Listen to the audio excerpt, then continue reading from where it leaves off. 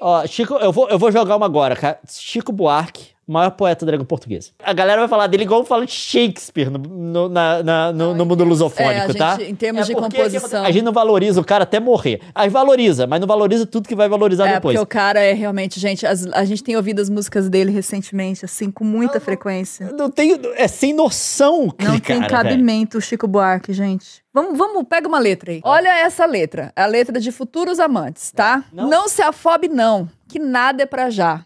O amor não tem pressa, ele pode esperar em silêncio, num fundo de armário, na posta restante. Eu nem sabia o que era posta restante. Eu cantava na aposta restante, pra vocês terem uma ideia. Milênios, milênios no ar. E quem sabe então o Rio será alguma cidade submersa. Os escafandristas virão explorar sua casa, seu quarto. É mergulhador. Suas coisas, sua alma desvãos. Sábios em vão tentarão decifrar o eco de antigas palavras. Fragmentos de cartas, poemas, mentiras, retratos, vestígios de estranha civilização. Não se afobe não, que nada é pra já. Amores serão sempre amáveis. Futuros amantes, quiçá, se amarão sem saber com o amor que um dia deixei pra você. Gente, isso aqui é uma joia. Isso aqui, sabe o que ele tá dizendo? Se eu entendi direito. Ele tá falando da necessidade de não se correr com amor, e depois ele coloca em cima disso uma imagem de um Rio de Janeiro abandonado, sendo explorado por mergulhadores, como se o Rio de Janeiro fosse uma ruína no futuro, e os sábios em vão tentarão decifrar ecos de antigas palavras. Fragmentos de cartas, poemas, mentiras. Você que gastou muito mais tempo pensando nessa música, me explica aí. Você sabe como que você entende o espírito dessa música? Aham. Se remete lá pra Éfeso, onde a gente foi. É, das cidades de ruína lá da Grécia. A gente foi visitar uma cidade de ruína na Turquia, na verdade. E era grega, mas tá na Turquia. E a cidade tá toda lá. Você entra nos lugares e você se teletransporta pro passado. E, na verdade, é o que a gente faz, né? Quando a gente escarafunça as coisas da antiguidade, a gente tá vivendo o que essa música descreve, que poderia acontecer num futuro não tão distante assim, né? Porque a gente tá falando das mudanças climáticas, do aquecimento global, cidades costeiras sendo submersas, mas ele constrói uma imagem total, visual. Essa é a cidade que a gente visitou, de Éfesos. E aí, quando a gente tava lá, a primeira sensação que a gente sentia era, cara, isso aqui era uma civilização que se sentia eterna. A galera que morava aqui, nesse lugar, nessa cidade, tipo, isso era um polo, era a Nova York da época dela, entendeu? Era tipo o centro da civilização. Essa galera que tava ali, eles tinham uma segurança de que o estilo de vida deles jamais ia desaparecer. E aí você visita lá... Não, mas é da perspectiva que ele fala também, das juras de amores, das cartas, dos amantes, tudo que existiu aqui, aí a gente tá indo vasculhar.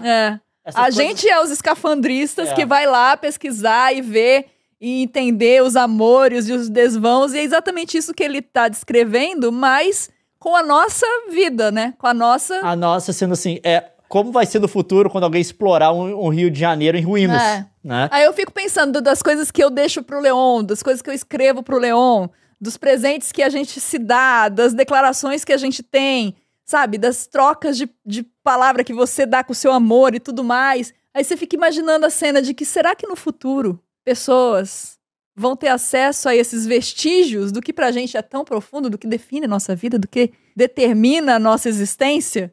Isso é muito louco, gente. É muito interessante isso, porque realmente tudo que a gente viveu na nossa civilização agora, os relacionamentos que a gente tem com as pessoas, tudo que a gente considera eterno agora, né? Na verdade, vai ser o objeto de alguém que não vai conseguir decifrar no futuro, né? Seus sábios em vão tentarão decifrar ecos de palavras, de antigas palavras, fragmentos de cartas, poemas, mentiras, retratos. E eu tava vendo isso. É exatamente, tipo assim, agora que eu tô estudando coisas da Grécia, o processo de tentar entender o que aconteceu lá, porque a gente perdeu quase tudo. Os escritos que a gente tem, os livros e coisas do tipo, tipo assim, é uma ínfima parte. Tem grandes filósofos que eram muito influentes por séculos que as obras deles foram estudadas. Estou lendo agora Epicuro, né? Nenhuma obra dele sobreviveu completa. E ele escreveu vários livros, tem vários livros em vários volumes. E não só isso, tem toda a vida do cotidiano dessas pessoas. Outro dia eu vi uma carta que sobreviveu da Mesopotâmia antiga, até mais antiga que a Grécia, tá? Aí já volta mais de 1000 anos atrás da Grécia antiga, da qual a gente costuma falar, né? Período clássico da Grécia. Você acaba tendo até mais coisa dessa época, da vida, do dia a dia da galera, porque eles escreviam em tábua de barro. Era escrita com uniforme, se escrevia E não em as coisas papel, nem pergaminho. em barro, né? E você cozinhava aquilo e mandava uma carta pra pessoa. Depois, na época da Grécia, as coisas que você escrevia em pergaminho dependiam de outras pessoas copiando para gerações futuras. Porque inspirava, né? Degradava. Mas em várias cidades, coisas que foram soterradas, várias tábuas dessa, do dia a dia das pessoas, né? Tábuas de controle de número de gado que a pessoa tinha, coisa de armazém, várias dessas coisas sobreviveram. E tem uma carta de um garoto reclamando pra mãe dele que a mãe dele não mandava roupa nova pra ele. Era exatamente, tipo assim, a reclamação do adolescente, mandou o filho estudar não sei onde. Ele falou que até o filho do cara que trabalhava pro pai dele tinha roupas melhores que a dele, porque a mãe dele não amava ele.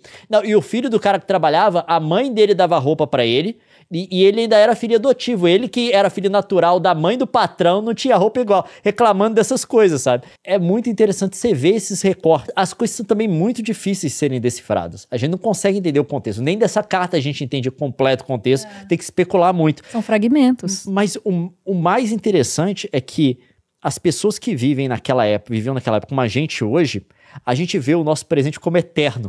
Esse aqui é o legal. O nosso presente como... Mas igual essa música fala, no futuro, isso daqui vai estar ou debaixo do mar ou debaixo da terra, ou numa ruína exposta em algum lugar. Não, e eles ainda construíam as coisas em rocha, né? O que a gente tem dessas civilizações que se sentiam eternas e que passaram, tá ali porque a construção deles era em pedra. O nosso é tudo de papelão, meu bem. Tipo assim, o que vai sobrar da nossa civilização? É muito louco pensar nisso, né? Porque... no futuro, alguém vai estar analisando isso daqui, tentando reconstruir o que foi a vida nesse período, né? Pegando esses resquícios e tentando fazer sentido deles e falhando miseravelmente, igual a gente falha num monte de coisa. Mas pensou, se ele chega e acessa a letra do Chico? Ia ser massa, né? Tipo assim, esse cara era um profeta da civilização deles. Ele estava vendo o que a gente ia fazer agora. É o Nostradamus da civilização deles. Tipo, é uma profecia o que ele tá fazendo aqui nessa letra. E o mais engraçado é alguém olhar a nossa sociedade contemporânea, né? Para analisar de forma arqueológica, né? De uma sociedade que fazia arqueologia. Eles podem, inclusive, interpretar o que a gente interpretava dos outros povos. O que é muito interessante. Porque a arqueologia começou o quê? Século XIX, que foi aquele cara lá de Troia, que dizem que foi o primeiro. Então, assim, a gente não só tem as coisas que as outras civilizações têm, essas curiosidades, mas a gente também é uma civilização que tenta interpretar civilizações passadas da nossa. Vai ser muito interessante, mas a questão a gente vê o atual da gente como se fosse o permanente, né? Isso que é sempre a gente bom ter essa noção de que olhar para o passado dá esse sentimento. As coisas não são perenes. E essa música do Chico faz esse elo, assim, faz uma ligação poética com isso. Mas você quer falar de outras letras? O negócio é que o Chico Buarque, ele sinceramente, ele já é muito respeitado. Só que ele não virou ainda aquele negócio, ele não é, tipo, lendário ainda. Já é, quase. Ele não vai estar aqui pra ver. Mas depois que ele morrer, tipo, as próximas gerações, esse cara vai ser, tipo, sei lá, ele vai ser um Camões, basicamente, tá? Desse nível. Mas eu acho que ele tem noção disso. A produção dele é extensíssima, ele deve ter noção disso. Ele não tem, em termos de letrista, eu gosto de vários outros músicos brasileiros, tá? Mas se pegar e analisar as letras, a poesia do cara, véi... Não, é de pirar a cabeça mesmo. Todas elas. Tipo assim, sem noção demais. Como é que isso daqui saiu tudo da cabeça de um cara só? Tudo bem que ele compõe há muito tempo, mas tipo assim, mas caramba. Mas tem uma música ruim, né? Não, tipo deve assim, ter. Tem não, meu bem. Não, porque a gente só toca as mais tocadas na rádio, mas ele lançou vários álbuns com várias músicas. Não, eu ouço a playlist dos álbuns dele, tudo, né? Putz, o cara compôs Mulheres de Atenas. Mulheres de Atenas, velho. Véi! Tipo, construção, velho. Quantos textos em língua portuguesa tem naquele nível de genialidade. É genial, Se sua professora não mostrou em sala ainda, você vai ter que cobrar, tá? Estudos sociais aí. Como eu falo, é uma música meio que de protesto, porque conta uma cena do cotidiano de um funcionário que saiu de casa e caiu. Operário, de operário e caiu no meio do tráfico numa avenida e morreu e atrapalhou o trânsito. Mas o que ele faz aqui em termos de língua, que a gente tem que colocar, a última palavra de cada verso é uma palavra proparoxítona. E em cada parte da música, ele canta trocando essas palavras de ordem e mudando o sentido da letra, né? E cada filho seu como se fosse o único, e atravessou a rua com seu passo tímido. Subiu a construção como se fosse máquina, ergueu no patamar 4 paredes sólidas, tijolo com tijolo, num desenho mágico. Seus olhos embotados de cimento e lágrima. E a batida da música, ela é a batida da construção. Sentou pra descansar como se fosse sábado, comeu feijão com arroz como se fosse príncipe, bebeu e soluçou como se fosse um náufrago. E aí entram os metais quando entra a parte da rua, né? Do tráfego. E a tropeçou no céu. E tropeçou no céu como se fosse um bêbado, e flutuou no ar como se fosse um pássaro, e se acabou no chão feito um pacote flácido. Agonizou no meio do passeio público. Morreu na contramão, atrapalhando o tráfego. Aí agora vai mudar de sentido. Agora ele vai trocar a última palavra pro paroxítono no final de cada verso, tá? Ele vai contar de novo a história, mudando as pinceladas. Olha só pra você ver aqui, ó. Último, única, pródigo, bêbado. Ele vai pegar aqui última, o único passou pra cima, aí ele vai trocar as outras também. O bêbado passou pra cima... enfim, e o pródigo passou pro primeiro verso também. Beijou sua mulher como se fosse a única, e cada filho seu como se fosse o pródigo. No primeiro verso e cada filho seu como se fosse o único. Beijou sua mulher como se fosse a última, e aqui como se fosse a única. Atravessou a rua com seu passo bêbado, e no começo atravessou a rua com seu passo tímido. Aí ele vai contar outra história, trocando de novo cada palavra do final, que é uma proparoxítona. Atravessou a rua com seu passo bêbado, subiu a construção como se fosse sólido, ergueu no patamar 4 paredes mágicas, tijolo com tijolo num desenho lógico, seus olhos embotados de cimento e tráfego. Sentou para descansar como se fosse um príncipe, comeu feijão com arroz como se fosse Máximo, bebeu e soluçou como se fosse Máquina.